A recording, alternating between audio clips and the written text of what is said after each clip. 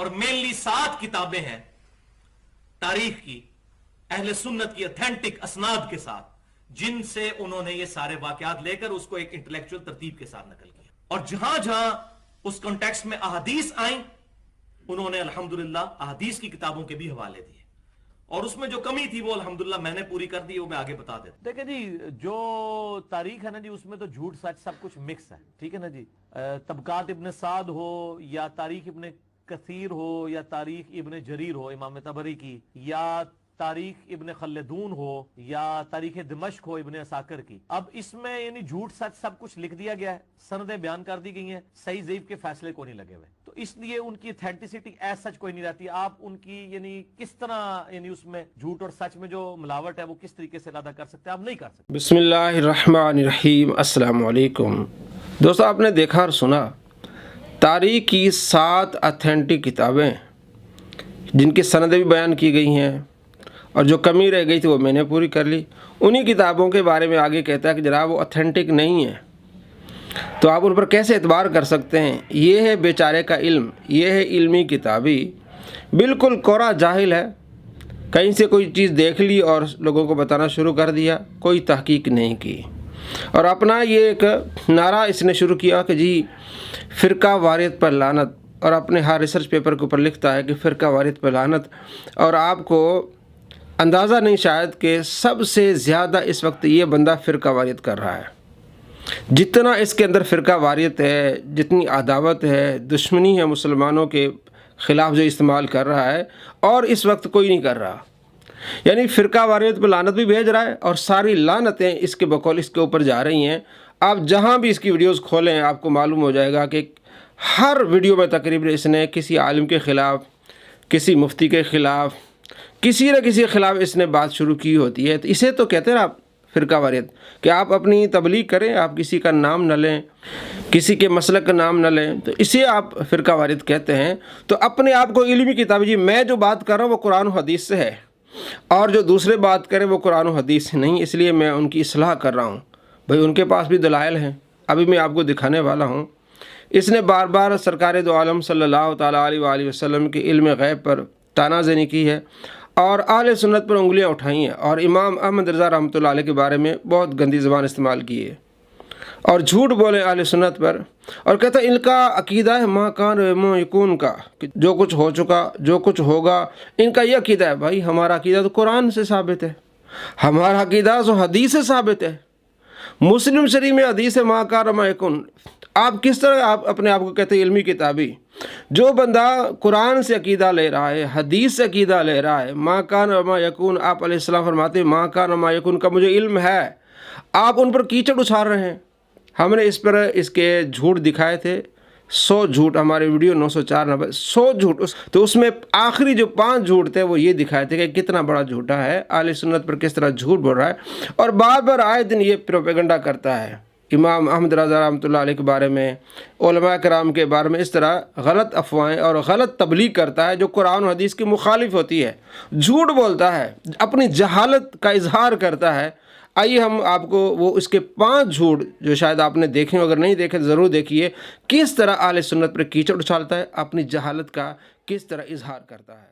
آپ نے بریلویوں پر الزام لگایا ہے کہ بریلوی رسول پاک صلی اللہ علیہ وسلم کے لیے علم غیب اللہ کی عطا کے بغیر مانتے ہیں، جو سفید جھوٹ ہے آپ کا۔ کسی بریلوی عالم نے اگر میں نے یہ اسی طرح کہا تو واقعی سفید جھوٹ ہوگا۔ یار مجھے کتے نے کاٹا ہوا ہے کہ میں یہ کہوں گا کہ بریلوی کہتے ہیں کہ نبی علیہ السلام جو ہے وہ اللہ کے بغیر علم غیب جانتے ہیں۔ جی دوستو، آپ نے دیکھا، اس سے سوال ہوا کہ آپ نے الزام لگایا ہے اور کہنے لگا کہ کیا مجھے کتے نے کاٹا ہے کہ میں ایسی بات کروں؟ دیکھیے کہ اس نے وہ بات کہی ہے اور اپنے آپ کو جھوٹا کیسے کر رہا ہے۔ ان کا عقیدہ ہے کہ نبی کے پاس ایک کمپیٹنسی ہے، ایک مہارت آ گئی ہے، وہ جب چاہیں جو غیب چاہیں معلوم کر لیتے ہیں، خود بخود یہی عقیدہ ان سے پوچھ لیں۔ جی دوستو، آپ نے دیکھا، اسے کہتے ہیں سفید جھوٹ، کہ نبی علیہ السلام خود بخود علم غیب جانتے ہیں، حالانکہ اہل سنت کا عقیدہ یہ کہ آپ صلی اللہ تعالیٰ علیہ وآلہ وسلم اللہ کی عطا سے جانتے ہیں۔ ان کا پتہ کیا عقیدہ ہے؟ کہ اللہ کا سارا علم نبی کے پاس ہے، صرف فرق یہ ہے اللہ کا ذاتی اور نبی کا عطائی ہے۔ لا الہ الا اللہ محمد رسول اللہ، یہ ان کا عقیدہ ہے۔ ما کان و ما یکون کا کیا مطلب ہے؟ اور کہ جو کچھ ہو چکا اور جو کچھ ہوگا یہ سارا علم نبی کے پاس ہے، یہ اللہ کے برابر علم مانتے ہیں۔ جی دوستو، آپ نے دیکھا یہاں اس نے دو جھوٹ بولے ہیں کہ اللہ کا سارا علم نبی کے پاس یہ مانتے ہیں، دوسرا اللہ کے برابر علم مانتے ہیں۔ نعوذ باللہ من ذالک، اللہ کی لعنت ہو جھوٹوں پر۔ یہ بہار شریعت ہے، جلد اول صفحہ نمبر 46 پہ لکھا ہے کہ جو اللہ کے علم اور نبی کے علم کو برابر مانے یہ کفر والی بات ہے۔ اہل سنت یہ کہتے ہیں کہ یہ کفر ہے کوئی یہ کہے کہ اللہ کا علم اور نبی کا علم برابر ہے، اور کس طرح یہ اہل سنت پر جھوٹ باندھ رہا ہے، اور یہ کہہ رہے ہیں کہ اللہ کا سارا علم نبی کے پاس ہے۔ یہ کہتے ہیں نعوذ باللہ من ذالک۔ ہم کہتے ہیں اللہ کا علم لا محدود ہے اور نبی صلی اللہ تعالی علیہ وآلہ وسلم کا علم محدود ہے۔ آپ صلی اللہ تعالی علیہ وآلہ وسلم کو اللہ تبارک و تعالی نے علم جو عطا فرمائے درجہ بدرجہ، اللہ کا علم ایسا نہیں ہے۔ یہ فتاوی رضوی ہے، 29ویں جلد ہے اور صفحہ نمبر اس کا ہے 409۔ آپ فرماتے ہیں شاہ احمد رضا خان رحمۃ اللہ علیہ کہ اللہ تبارک و تعالی نے اپنے محبوب کو درجہ بدرجہ علم عطا فرمایا، اور اس نے کس طرح جھوٹ باندھا، اور یہ صراط الجنان ہے۔ سورہ النازعات کی آیت نمبر 42 پہ کی تفسیر لکھتے ہیں کہ آپ صلی اللہ تعالی علیہ وآلہ وسلم کو شروع میں قیامت کا علم نہیں تھا، بعد میں درجہ بدرجہ اللہ تبارک و تعالی علم عطا فرمایا۔ یہ 10ویں جلد صفحہ نمبر 533۔ اب یہ بیان القرآن ہے علامہ غلام رسول سعیدی رحمۃ اللہ علیہ کی 12ویں جلد صفحہ نمبر 565۔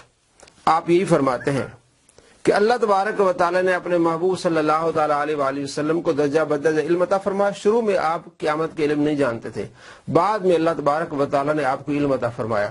اور ما کان و ما یکون، ما کان و ما یکون کا یہ مطلب ہے کہ جب سے مخلوق بنی تھی اور مخلوق کے اینڈ تک یہ اللہ نے اپنے محبوب کو علم عطا فرمایا ہے، اور اس سے پہلے کیا ہے اس کے بعد کیا ہے، یہ اللہ تبارک و تعالی علم غیر متناہی لا محدود ہے۔ آپ صلی اللہ تعالی علیہ وآلہ وسلم کا یہ جو علم ہے یہ بخاری مسلم سے ثابت ہے۔ ما کان و ما یکون کا ہمارا عقیدہ بخاری مسلم سے ثابت ہے۔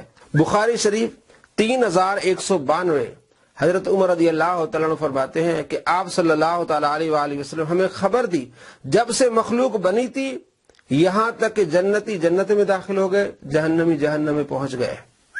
یعنی جب سے مخلوق بنی تھی ما کان، اور جنتی جنت میں داخل ہو گئے، جہنمی جہنم میں داخل ہو گئے۔ یہ ما یکون ہے، یہ اللہ تبارک و تعالی نے اپنے محبوب کو علم عطا فرمایا۔ یعنی جب سے مخلوق بنی تھی اس سے پہلے بھی بہت سارا کچھ تھا، وہ اللہ جانتا ہے، وہ غیر متناہی علم ہے۔ آپ صلی اللہ تعالی علیہ وآلہ وسلم کے متعلق جو عقیدہ ہے ما کان و ما یکون، مطلب یہ کہ جب سے مخلوق بنی ہے، اور یہ ما کان و ما یکون کے الفاظ مسلم شریف میں ہیں 7268۔ حضرت عمر رضی اللہ تعالیٰ نے روایت کرتے ہیں کہ آپ صلی اللہ تعالی علیہ وآلہ وسلم نے فجر کی نماز پڑھائی، ممبر پر تشریف لے گئے۔ فجر سے لے کر نماز فجر کے بعد سے لے کر ظہر تک آپ صلی اللہ تعالی علیہ وآلہ وسلم نے ہمیں خطاب فرمایا۔ ظہر کی نماز کے لیے آپ نیچے تشریف لائے، ظہر کی نماز آپ صلی اللہ تعالی علیہ وآلہ وسلم پڑھا کے پھر ممبر پر تشریف لے گئے عصر تک، پھر عصر کی نماز پڑھائی، پھر مغرب تک آپ صلی اللہ تعالی علیہ وآلہ وسلم ہمیں جو کچھ ہو چکا تھا، جو کچھ ہونا تھا، ساری آپ صلی اللہ تعالی علیہ وآلہ وسلم نے ہمیں خبر دی۔ مسلم 7268۔ لفظ کیا ہے؟ ما کان و بما ہو کائن، جو ہو چکا تھا، جو کچھ ہوگا، یعنی مخلوق میں آپ صلی اللہ تعالی علیہ وآلہ وسلم نے یہ بتایا۔ اس نے دونوں جھوٹ بولے کہ اللہ کے برابر علم مانتے ہیں، اللہ کے برابر علم یہ کفر ہے، بہار شریعت میں لکھا ہے، اور آپ صلی اللہ تعالی علیہ وآلہ وسلم کا جو سارا علم یہ بھی غلط ہے، اس کی جھوٹ ہے۔ اللہ تبارک و تعالیٰ کا علم جو لامحدود ہے، غیر متناہی ہے، اور آپ صلی اللہ تعالی علیہ وآلہ وسلم کا علم محدود ہے۔ اور ما کان و ما یکون کا مطلب جیسے مخلوق بنی ہے اور مخلوق کے اینڈ تک، جو جنتی جنت میں داخل ہو جائیں گے، جہنمی جہنم میں داخل، اس کے درمیان اللہ نے اپنے محبوب کو علم عطا فرمایا جو بخاری مسلم سے ثابت ہے۔ صرف عطائی اور ذاتی کا فرق کرتے ہیں، اور اگر یہ کہتے ہیں، ہم کہتے ہیں وہ چونچ اور سمندر والا ہے، وہ تو اتنا بڑا فرق ہے انے نو بھی نظر آ جائے گا، ذرا گنواؤ نا۔ ہم گنواتے ہیں قرآن و حدیث سے، قرآن میں درجنوں جگہ ہے اے نبی آپ کے پاس قیامت کا علم نہیں ہے۔ یہ قرآن کی ساری آیتوں کا انکار کرتے ہیں، کہتے ہیں یہ منسوخ ہے، یہ ہو ہی نہیں سکتا حضور کو وفات سے پہلے قیامت کا علم نہ دیا گیا ہو۔ قرآن میں تو وہ آیت موجود نہیں ہے، لیکن کہتے ہیں یہ محبوبیت کا تقاضا ہے۔ جی دوستو، آپ نے دیکھا کس انداز سے گفتگو کر رہا ہے۔ کیا آپ صلی اللہ تعالی علیہ وآلہ وسلم کے متعلق اس طرح گفتگو کرنا مناسب ہوگی؟ اور اس نے کس طرح کلمہ پڑھ کے جھوٹ بولا، پہلے میں نے آپ کو دکھایا، کلمہ پڑھ کے جھوٹ بولا کہ یہ کہتے ہیں کہ اللہ کے علم اور نبی کے علم برابر ہے، نعوذ باللہ من ذالک۔ اور یہاں دو جھوٹ بولے کہ یہ ان آیات کے انکار کرتے ہیں جو آپ صلی اللہ تعالی علیہ وآلہ وسلم کے علم غیب کی نفی پر ہے، اور کہتے ہیں منسوخ ہے۔ نہ ہم انکار کرتے نہ ہم کہتے منسوخ ہے، اور کہتے اتنا فرق ہے بتائیں تو صحیح۔ دیکھیں محدود اور لامحدود کا کتنا بڑا فرق ہے۔ آپ صلی اللہ تعالیٰ علیہ وآلہ وسلم کے علم محدود اور اللہ تبارک و تعالیٰ کے علم لامحدود۔ آپ صلی اللہ تعالیٰ علیہ وآلہ وسلم کے علم عطائی، اللہ تبارک و تعالیٰ کے علم ذاتی۔ آپ صلی اللہ تعالیٰ علیہ وآلہ وسلم کے علم درجہ بدرجہ، اللہ تبارک و تعالیٰ کے بارے میں ایسا نہیں کہا جائے گا۔ آپ صلی اللہ تعالیٰ علیہ وآلہ وسلم کو شروع میں قیامت کے علم نہیں تھا تو اللہ کے بارے میں یہ کہا جائے گا؟ 100 فرق ہے اس طرح۔ اور کس طرح اس نے جھوٹ بولا کہ ان آیات کا انکار کرتے جو علم غیب کی نفی پر ہے اور ان کو منسوخ مانتے، یہ دونوں اس کا جھوٹ ہے۔ یہ جعل حق ہے جس کے بارے میں کہتا ہے کہ میں جی یہ بغل میں لے کے گھومتا تھا، یہ جھوٹ بولتا ہے سارے۔ جعل حق علم غیب کی بحث پر لکھتے ہیں قُلْ لَا أَقُولُ لَكُمْ عِنْدِي خَزَائِنُ اللَّهِ وَلَا عَالِمُ الْغَيْبِ، تم فرما دو کہ میں تم سے نہیں کہتا میرے پاس اللہ کے خزانے ہیں، اور نہ یہ کہو کہ میں آپ غیب جان لیتا ہوں، خود بخود غیب جان لیتا ہوں۔ اس آیت کی 4 توجیہیں ہیں۔ اول یہ کہ علم غیب ذاتی کی نفی ہے، دوم یہ کہ کل علم کی نفی ہے، تیسری یہ کہ کلام تواضع انکسار کے طور پر کیا گیا ہے، چہارم یہ کہ آیت کے معنی یہ ہے کہ دعویٰ نہیں کرتا کہ میں غیب جانتا ہوں، یعنی دعویٰ علم غیب کی نفی ہے نہ کہ علم غیب کی۔ یعنی چاروں وجوہات میں آپ نے یہ نہیں کہا کہ یہ قرآن پاک کی آیت منسوخ ہے یا ہم اس کا انکار کرتے ہیں۔ اس طرح جتنی بھی آیتیں آگے آپ اس کو پڑھیں گے یہی بتاتے ہیں آگے وَلَوْ كُنْتُ عَالِمُ الْغَيْبِ لَاسْتَكْثَرْتُ مِنَ الْخَيْرِ، اور اگر میں غیب جان لیا کرتا تو یوں ہوتا کہ میں نے بہت بھلائی جمع کر لی ہوتی۔ اب اس کی تفسیر میں لکھتے ہیں اس آیت کے بھی مفسرین نے 3 مطلب بتائے ہیں۔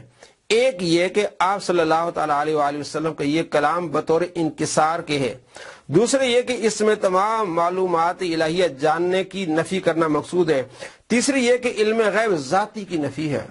علم غیب اس طرح کی آیات جس میں اس میں ہمارا موقف یہ کہ علم غیب ذاتی کی نفی ہے، اور اگر ہم سارے علم غیب کی نفی کریں تو وہ جو سورہ جن میں، سورہ تکویر میں، سورہ آل عمران میں جو اللہ تبارک و تعالیٰ نے یہ فرمایا کہ میں نے اپنے نبی کو علم غیب عطا فرمایا ہے، تو پھر ان آیات کی نفی ہو جائے گی۔ تو ہم دونوں تطبیق دیتے ہیں کہ وہاں اللہ تبارک و تعالیٰ عطا فرماتے وہ علم ذاتی عطائی ہے، اور یہاں جو نفی ہے علم ذاتی کی نفی ہے، یہ ہم تطبیق دیتے ہیں۔ تو کس طرح یہ عوام کو دھوکہ دیتا ہے، جھوٹ بولتا ہے۔